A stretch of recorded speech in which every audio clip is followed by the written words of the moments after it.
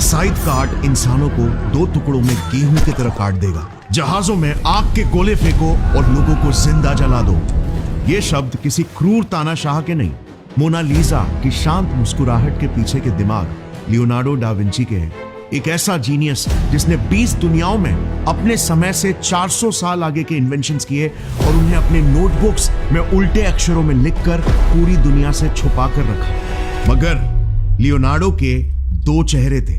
एक तरफ एक वेजिटेरियन शांति प्रिय इंसान जो पंछियों को खरीद कर उन्हें आजाद कर देता, तो दूसरी तरफ वो चेहरा जो इंसानों को काटने वाले रथ डिजाइन कर रहा था। एक तरफ जो दुनिया बनाना चाहता था और दूसरी तरफ उसी दुनिया को जलते देखना चाहता था। हिस्टोरियंस के लिए यह हमेशा एक पहेली बनी रही कि लियोनार्डो हीरो था या फिर विलन।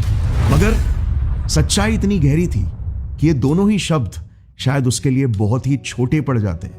इस सीरीज के पिछले एपिसोड में आपने देखा कि 24 साल की उम्र में लियोनार्डो पर एक 17 साल के लड़के के साथ होमोसेक्सुअल इंटरकोर्स का इल्जाम लगा और उसकी पूरी जिंदगी पलट गई। समाज के घिन, शक और बेइज्जती ने उसे तोड़ दिया और उसने खुद को 4 सालों तक अपने कमरे में कैद कर लिया। ये 4 साल उसकी जिंदगी बदल देंगे, क्योंकि उन अंधेरों में जहां पर इंसान टूट जाते हैं वहीं पर जन्म होता है लियोनार्डो के पर्सनल नोटबुक्स का।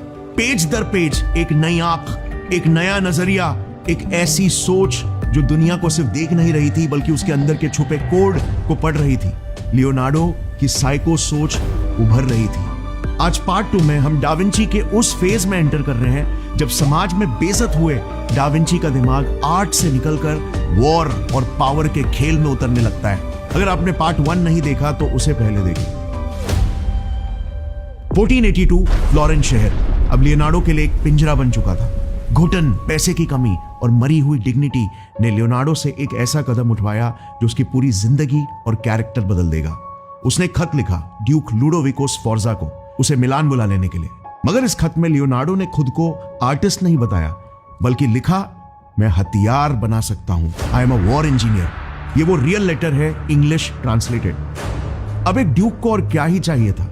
अर्जी स्वीकार हो जाती है और मिलान के दरवाजे डाविंची के लिए खुल जाते हैं। पावर के करीब आकर लियोनार्डो बदलने लगते हैं। तरक्की के डिजाइन्स बनाने वाला ये शख्स अब अपने मास्टर को खुश करने की आस में मौत के खिलौने बनाने लगता है। ये देखना द ग्रेट आर्बलेस्ट, एक 2 माले की बिल्डिंग के साइज का हथियार। तलवारों के जमाने में एक साथ मल्टीपल तोप के गोले और चट्टान जैसे पत्थर फायर किया जा सकता है। फायर पावर से ज्यादा ये फियर पावर से काम करेगा। देखकर ही दुश्मन साइकोलॉजिकली हार जाए। डाविंची हथियार के फिजिक्स के साथ इमोशंस के आर्ट को कंबाइन कर रहे थे। Mechanics into psychology is equal to maximum impact. और फिर ये मशीन जिसमें रिदम ही हथियार है। 11 बैरल्स, 3 रोटेटिंग रोज, मतलब 33 back to back gun shots. जंग का पहला रूल स्पीड किल्स। और तोप के जमाने में लियोनार्डो ने मशीन गन का कॉन्सेप्ट सोच लिया जो दुनिया को बनाने में 300 साल लगने वाले थे। फिर ये वाला है लियोनार्डो का माउंटेड साइथ चैरियट, जिसमें इंसान नहीं फिजिक्स आपके लिए लड़ता है। 2 तरफ जायंट रोटेटिंग ब्लेड्स जिन्हें घोड़ों की स्पीड और टॉर्क चलाएगी। मैथ सिंपल था, radius of rotation into velocity is equal to human destruction. यहीं पर वो लिखते हैं ये रोटेटिंग ब्लेड्स इंसानों को गेहूं की तरह काट देंगे। लियोनार्डो इस वक्त सिर्फ वॉर मशीन्स नहीं बना रहा था, वो साथ में अपनी खोई हुई इज्जत कमाने की लड़ाई भी लड़ रहा था। और फिर ये एक कछुए जैसा iron tank, fully covered, 360 degree fire capability, एक चलता फिरता लोहे का किला। अंदर कोई छू नहीं सकता, बाहर कोई टिक नहीं सकता। उस वक्त जब लोग घोड़ों पर युद्ध लड़ते थे, मगर लियोनार्डो तो लड़ाई को ही ऑटोमेट करने की सोच रहे थे। पर अब सुनना, लियोनार्डो अच्छा था या बुरा और कंफ्यूजिंग हो जाता है, क्योंकि गैर मैकेनिज्म्स को उन्होंने अपने किलिंग मशीन्स में जानबूझकर उल्टा डिजाइन किया था। अब कुछ हिस्टोरियंस ऐसा मानते हैं कि लियोनार्डो खुद के जीनियस से साइलेंटली दुनिया को बचाना चाहते थे। इसके कोई रिटन सबूत तो नहीं है, बट आगे की कहानी इस पर और सफाई देगी। अब ये इतिहास का सबसे पहला steam powered thermodynamic weapon, steam engine से भी 300 साल पहले। फिर ये चीज जो 1400s में तो होनी ही नहीं चाहिए थी, लियोनार्डोज लायन, एक फुल्ली मैकेनिकल रोबोट जो चल सकता था, अपना सिर हिला सकता था और अपनी छाती आगे कर सकता था, ताकि स्फोर्जा अपनी जीत के बाद इसे रॉयल कोर्ट में गर्व से दिखाए। नो इलेक्ट्रिसिटी, नो सेंसर्स, सिर्फ गेयर्स, पुलीस, स्प्रिंग्स, मशीन से जिंदगी क्रिएट करने की कोशिश। रोबोटिक्स शब्द इन्वेंट होने से भी 400 साल पहले। मगर आयरनी देखना, इसी फेज में लियोनार्डो फ्रस्ट्रेशन में लिखते हैं, मुझे बताओ क्या मैंने एक भी ढंग का काम किया है? मैं अपना समय वेस्ट करते रहता हूं। उनके नोटबुक्स में कई ऐसे कन्फेशंस है। सच्चाई तो यह थी कि लियोनार्डो हर दिन एक साथ 2 लड़ाइयां लड़ रहे थे, एक दुनिया से और एक सबसे बड़ी वाली लड़ाई खुद अपने आप से। उनके दिमाग में एक प्रॉब्लम था जिससे वो जिंदगी भर स्ट्रगल करते रहे और अंत में खुद को सबसे बड़ा फेलियर बताएंगे। मगर अब लड़ाई जारी थी। लियोनार्डो के लिए सिर्फ जमीन काफी नहीं था, उनको आसमान भी चाहिए था। उड़ान का जुनून इतना गहरा था कि वो लिखते हैं, once you have tested flight you will forever walk the earth with your eyes turned skyward. Problem ये थी कि लियोनार्डो भी शुरुआत में वही गलती कर रहे थे जो हर कोई करता है, सोचने की कि पंछियां उड़ती है क्योंकि वो पंख झटकाती है, फ्लैप करती है। एग्जैक्टली इसी की नकल करके उन्होंने बनाया अपना पहला फ्लाइट मशीन ऑर्निथॉप्टर, जो लिटरली एक ड्रैगन फ्लाई की तरह विंग्स फ्लैप करके उड़ने की कोशिश थी। कई वर्जन्स बनाए, पेडल ड्रिवन, पुली ड्रिवन, मैनुअली पावर्ड विंग्स, सब फेल। वो बर्ड्स की बायोलॉजी की नकल तो कर रहे थे, उड़ान के फिजिक्स को समझे बिना। मगर कुछ ही सालों में उन्होंने फाइनली डिकोड कर लिया और ये ग्लाइडर का डिजाइन इन्वेंट किया जिसमें फाइनली एक इंसान उड़ सकता था। वो समझ गए कि बर्ड के विंग्स की फ्लैपिंग नहीं बल्कि विंग्स की कर्व्ड ज्योमेट्री असल में हवा को 2 भागों में काटती है, नीचे ज्यादा प्रेशर, ऊपर कम प्रेशर, और यही प्रेशर डिफरेंस लिफ्ट क्रिएट करता है। बेसिकली वो एरोडायनामिक्स के बर्नौलीज प्रिंसिपल का कॉन्सेप्ट समझ चुके थे, उसके इन्वेंट होने के 300 साल पहले। वो लिखते हैं, the bird is an instrument working according to mathematical law, और उनकी अंडरस्टैंडिंग बिल्कुल सही थी। आज भी उनका ये डिजाइन सक्सेसफुली ट्राई किया जा सकता है। इवन ये पैराशूट का डिजाइन भी, जिसे भी सक्सेसफुली आज के समय में कई लोगों ने टेस्ट कर लिया। दुनिया से आगे जियो तो इस तरह, जब तक लोग समझे कि लियोनार्डो क्या कर रहा था तब तक वो डिजाइन्स ऑलरेडी फ्यूचर बन चुके थे। लियोनार्डो ने अपने ऑब्सेशन से लिटरली फ्यूचर प्रेडिक्ट कर लिया था। ये एक और shocking invention, can you believe it? ये एक हेलीकॉप्टर का डिजाइन है इन्वेंशन से 450 साल पहले। कैसे इन्हें ये जीनियस आइडिया आया? वेल, साइको नजरिए से। स्क्रू को निकालते देख लिटरली उनके दिमाग का स्क्रू टाइट हो गया। स्क्रू को निकालने के लिए घुमाना पड़ता है, राइट? और वो सरफेस से ऊपर आ जाता है। उन्होंने ये नोटिस किया कि घूमती चीज किसी भी मीडियम में ऊपर आती है। उन्होंने देखा तो घूमता हुआ स्क्रू और डिस्कवर कर लिया airlift. Rotational motion creates lift. यही कॉन्सेप्ट तो आज मॉडर्न हेलीकॉप्टर्स में यूज होता है। सबसे इंटरेस्टिंग बात यह थी कि लियोनार्डो ने आसमान को पहले ही एक मीडियम की तरह देख लिया था जिसके जरिए फोर्स ट्रैवल कर सकती है। एक तरफ उड़ान के फिजिक्स सीख रहे थे तो दूसरी तरफ डाइविंग के डायनामिक्स। ये उनके डाइविंग सूट का कॉन्सेप्ट जो आज कुछ ऐसा दिखेगा। ये सबसे पहला hydraulics powered renewable energy system 400 years before the industrial revolution.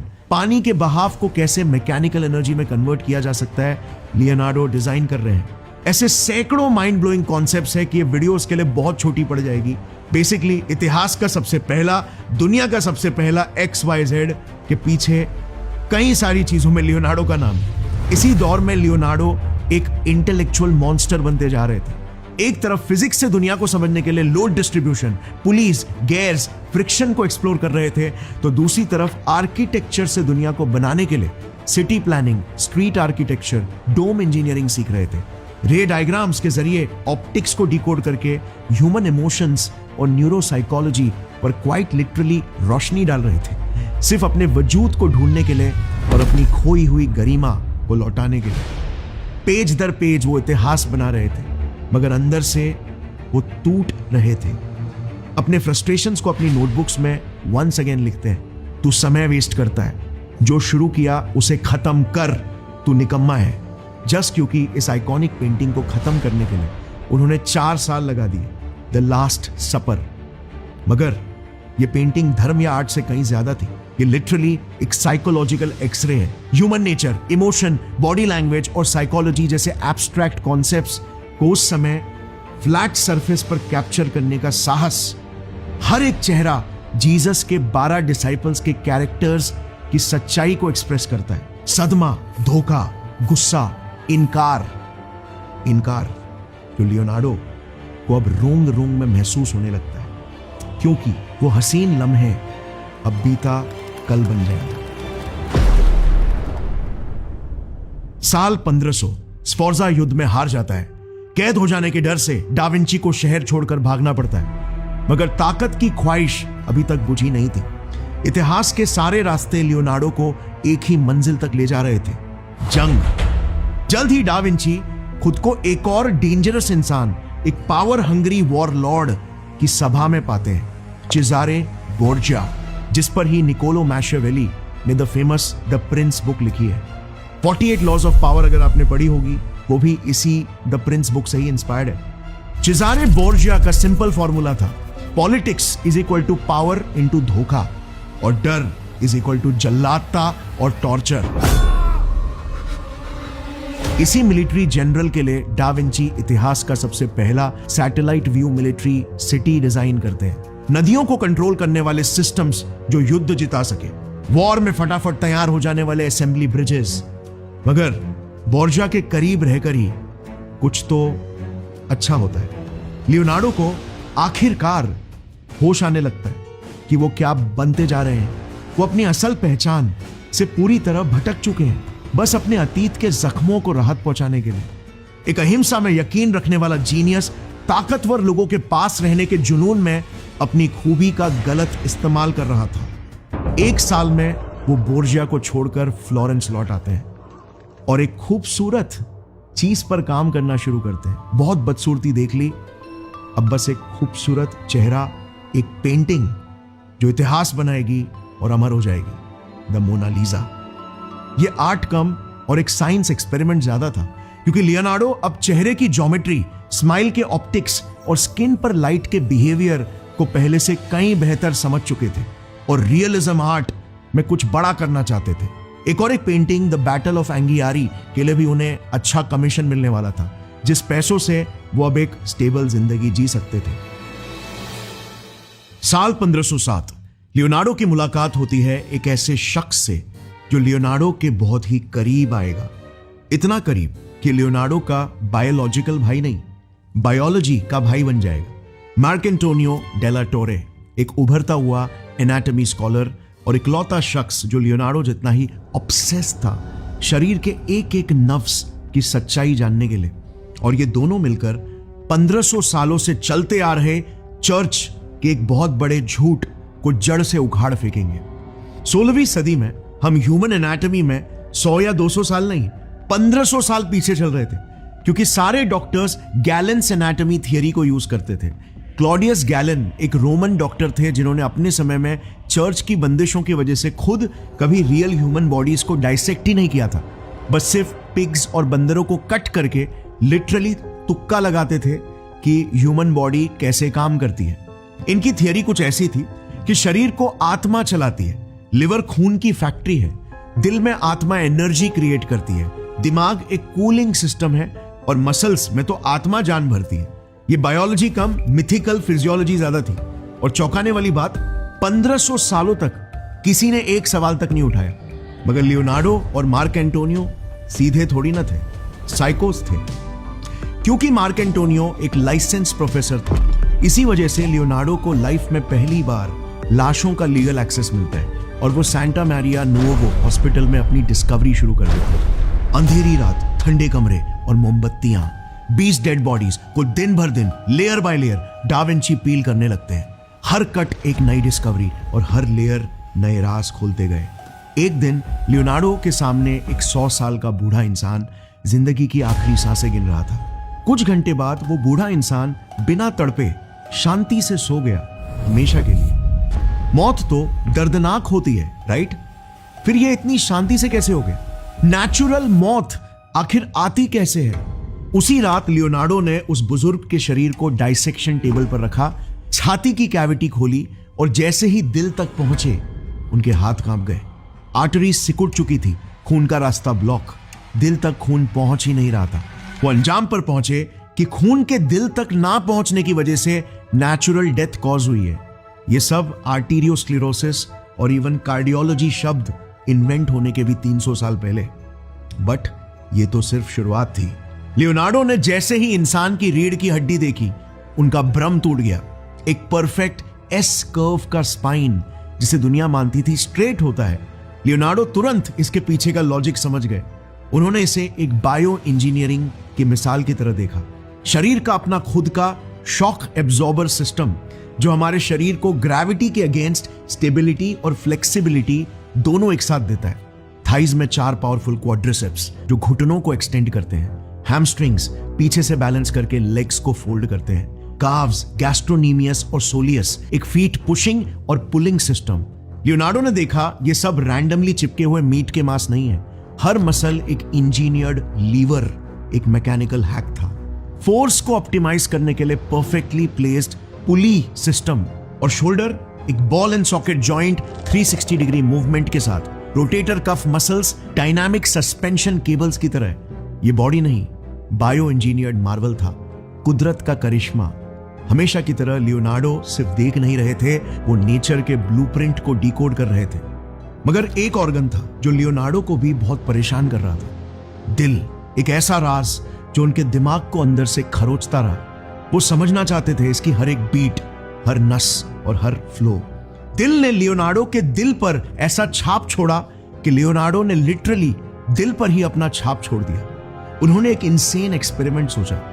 एक बैल का हार्ट लिया, उसके अंदर मोल्टन वैक्स डाला, वैक्स को जमने दिया और पूरा दिल हटा दिया। और देखो, सामने आई एक perfect 3D cast, 4 chambers, 2 atria, 2 ventricles और 1 वे वाल्व्स जो खून को रिवर्स में फ्लो होने से बचाते हैं। इतिहास में पहली बार एक इंसान समझा था कि दिल आत्मा की भट्टी नहीं, एक प्रेसिजन पंप है जो फिजिक्स के कायदों से चलता है। मगर इस पंप में उन्होंने एक बहुत ही गहरी बारीकी देखी जिसे 500 सालों तक मेडिकल साइंस इनकार करता रहा। देखो, अगर मैं आपको पूछूं कि दिल में ब्लड कैसे फ्लो होता है तो आप कहोगे एक स्ट्रेट लाइन पैटर्न में, जैसे पाइप में पानी फ्लो होता है। मगर पैटर्न्स की ही बारीकियों को समझना ही तो लियोनार्डो की खासियत थी। जवाब है नहीं, ब्लड दिल की नसों में स्ट्रेट फ्लो नहीं होता, बल्कि एक भंवरे स्पाइरल के पैटर्न बनाते हुए फ्लो होता है, जैसे एक व्हर्लपूल। वो लिखते हैं, motion always follows the form of the vessel containing it. उन्होंने ये नोटिस किया कि दिल की ज्योमेट्री ही लिटरली कर्व्ड है। So this part has to derotate underneath. So it's one piece. So जैसे जैसे ब्लड फ्लो होते जाता है वो नेचुरली एक व्हर्लपूल की तरह मूव करते चला जाता है। मगर दिल को इसकी जरूरत क्यों है? क्योंकि दिल के सारे मेजर वाल्व्स 3 कस्प्स के होते हैं और स्ट्रिक्टली 1 वे डोर्स होते हैं। ब्लड अगर स्ट्रेट फ्लो होता तो वो इन वाल्व्स को इफेक्टिवली खोल के रिवर्स लॉक नहीं कर पाते, बट कर्व्ड फ्लो बहुत ही एफिशिएंटली ये कर पाता है। लियोनार्डो ने लिटरली एक ग्लास की आर्टरी क्रिएट करके इस मोशन को प्रूव करके भी दिखाया। मॉडर्न कार्डियोलॉजी ने 500 साल बाद इसे कंफर्म भी किया कि यस, इससे हार्ट के मसल्स पर स्ट्रेन बहुत कम आता है। लियोनार्डो इंस्पायर्ड थे नेचर में स्पाइरल पैटर्न्स से।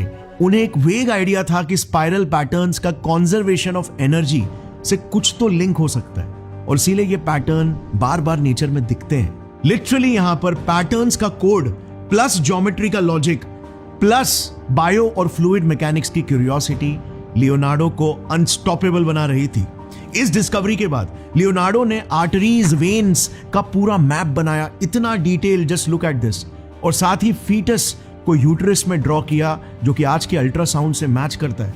लंग्स में ब्रांचिंग पैटर्न्स दिखाए, इतना डिटेल्ड वंस अगेन, और वही लियोनार्डोस रूल को जो यूज करते हैं। ब्रेन के वेंट्रिकल्स मैप किए वैक्स इंजेक्ट करके, जहां उस जमाने की एनाटॉमी ड्राइंग्स ऐसी होती थी, मगर लियोनार्डो के केस में ऐसा लग रहा था जैसे प्रकृति खुद अपने हाथों से अपनी सच्चाई को ड्रॉ कर रही है, जिंदगी के मैकेनिज्म को बयां कर रही है, वो भी HD क्वालिटी में। यह दौर लियोनार्डो की जिंदगी का सबसे हसीन दौर था और प्रोडक्टिव भी।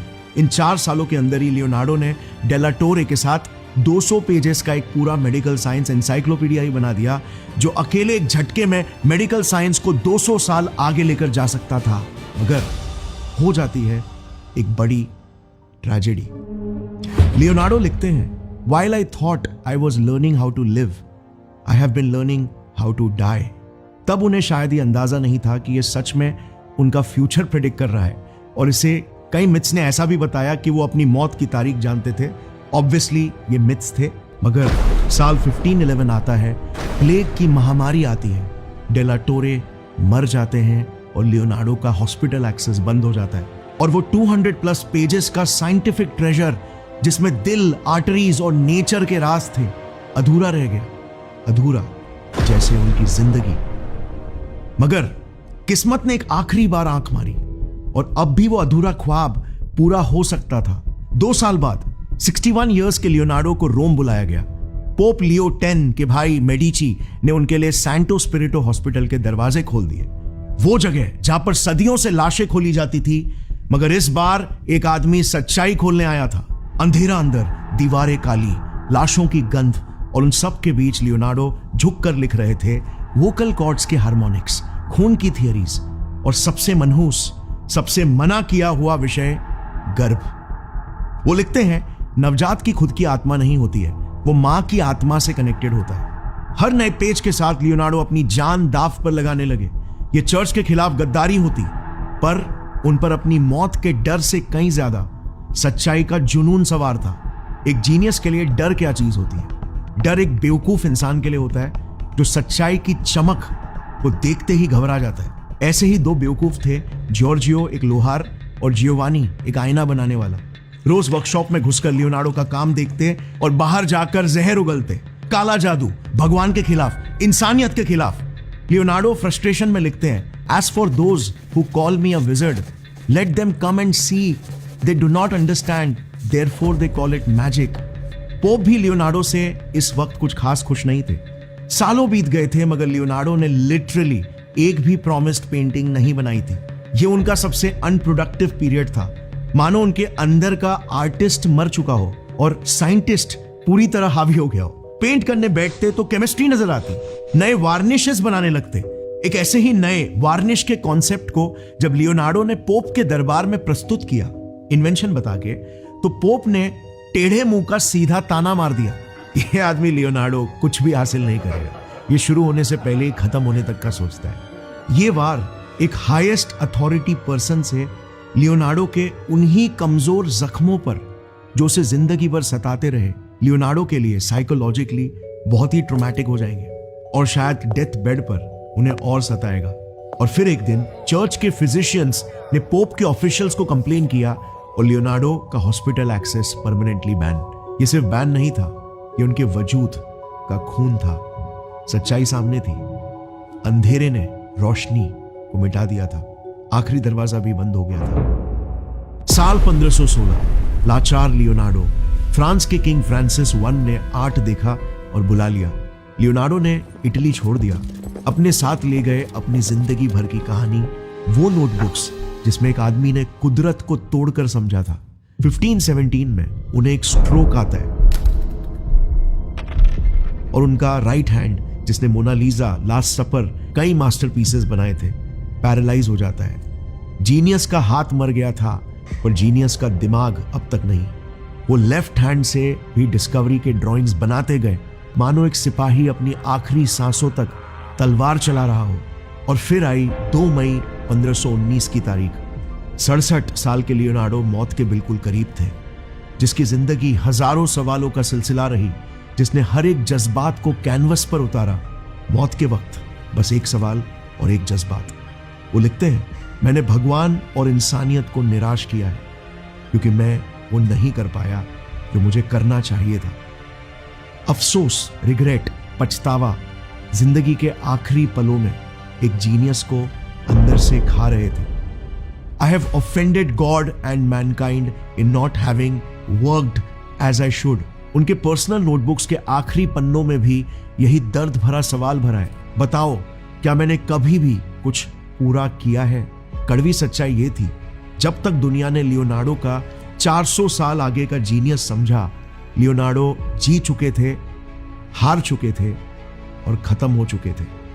वो बाहर की 20 दुनियाओं को जोड़कर अंदर से टूट चुके थे। लियोनार्डो की गलती बस एक, उसकी गति।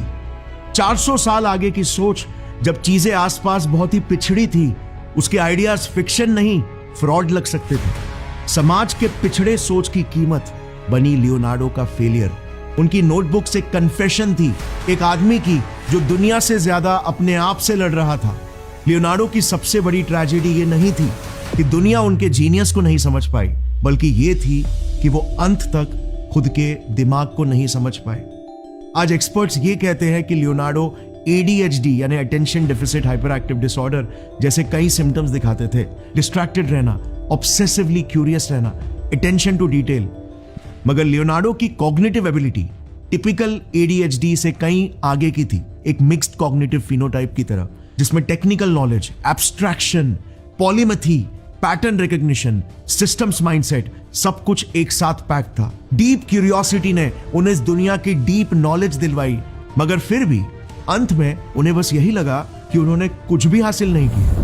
लियोनार्डो के मरने के बाद उनके असिस्टेंट फ्रांसिस्को मेल्जी ने उनके नोटबुक्स को केयरफुली प्रिजर्व कर लिया। 259 इयर्स तक वो छुपी रही और जब 1778 में उस समय के टॉप एनाटमिस्ट विलियम हंटर ने विंडसर कैसल में ये ड्राइंग्स देखी तो उन्होंने ऑफिशियली ये कह दिया, Leonardo is probably the greatest anatomist of all times. जब 20वीं सदी में MRIs ने लियोनार्डो के वॉर्टेक्स फ्लो थियरी को कंफर्म किया, जब कार्डियक सर्जन्स ने लियोनार्डो की वाल्व ड्राइंग्स की डिटेलिंग्स देखी, सब ने यही कहा 500 साल पहले एक आदमी ने वो देख लिया था जो आज हम सुपर कंप्यूटर से भी मुश्किल से देख पा रहे हैं। मगर आज भी जब भी कोई आम इंसान लियोनार्डो डा विंची का नाम सुनता है, उसके दिमाग में बस ये मोनालिसा की पेंटिंग ही आती है, क्योंकि कोई नहीं जानता इन नोटबुक्स में लियोनार्डो का असली चेहरा छुपा हुआ है। एक साइको सोच वाला इंसान।